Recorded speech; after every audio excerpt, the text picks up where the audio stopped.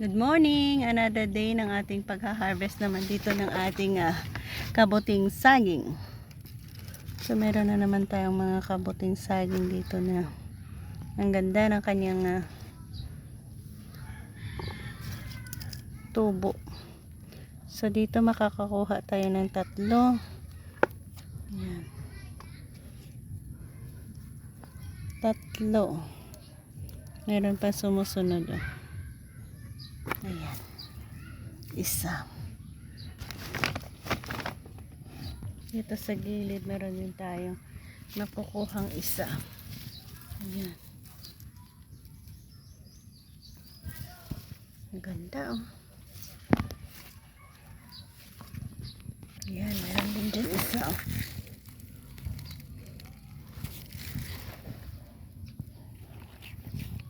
One, 2, 3, 4, 5, 6 na no. Ito 7.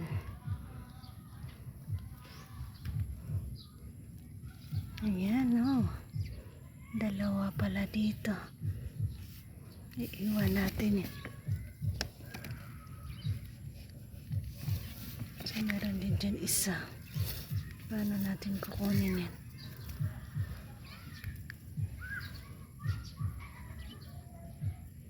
Ang ganda oh.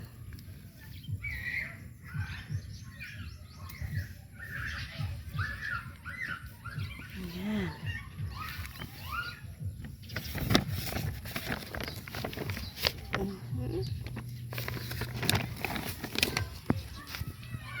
So ganito ang ating nakuha ngayon. So ipakita ko sa inyo kung ano ba ang style ng ating mushroom area dito. So meron tayo dito binalot sa plastic at binalot sa net. So yan ang ating style. Meron yung net doon. Yan, net and then plastic. Tapos 3 bali yan. Ito din. So meron siyang net at plastic. Ito aabangan din natin ito eh. Sa nakikita natin medyo madami din ito. Next following days na makakabuo din ito. And ito rin isa nito. Pakita na rin natin.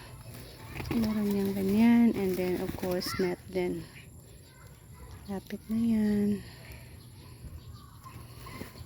Pero sa ngayon successfully natin na harvest ang ilang pirasong kabuti na ito.